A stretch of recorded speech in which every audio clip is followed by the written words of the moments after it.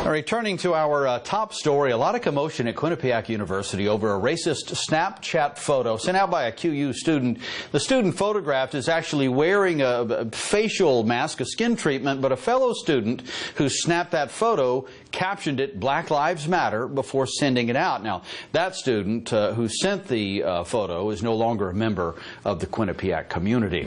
Joining us now, Dr. Laura Saunders, a child psychologist with the Institute of Living. And Dr. Saunders, first, this is a good example of how a terrible mistake on social media can really derail a young person's life. Yeah, and I think the lesson that I hope people get from this is that social media and the internet really has only the illusion of privacy. Mm-hmm. So even though you think you send something out as a private message, it really isn't private, and it can easily get into the wrong hands. Exactly. I mean, because undoubtedly what she and a lot of young people are thinking when they're posting something is that, you know, they're thinking of a half a dozen friends who are going to think this is really funny. But it's going out all over the place, and it's going to be seen by a lot of people.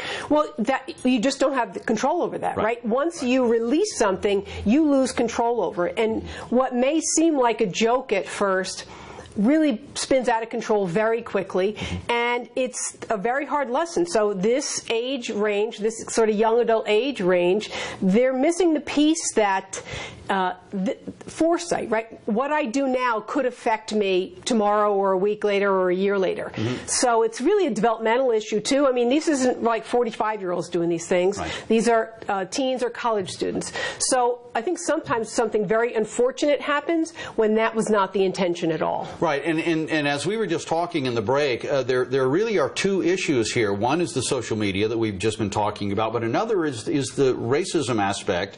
And I think young people a lot of times may not understand that they may say something or post something that they don't feel any actual malice internally, and yet it's going to be received as a very racist thing because it's such a time of heightened sensitivity. Yeah, and it is realizing words matter. I mean, college campuses are a place for discourse. Listen, I have a nephew at Quinnipiac. That's no more a place full of racism than any other college campus. Mm-hmm. But this is a time for discourse, and this is an opportunity to really look at and examine our attitudes, because a lot of times what gets perpetuated is a stereotype, and that should be part of the discussion also. Right, so tough lessons learned here, but an important discussion that we're absolutely having. All right, Dr. Laura Saunders, thanks for joining us again. Always appreciate your insights. Thank you, Brent. Jen, back to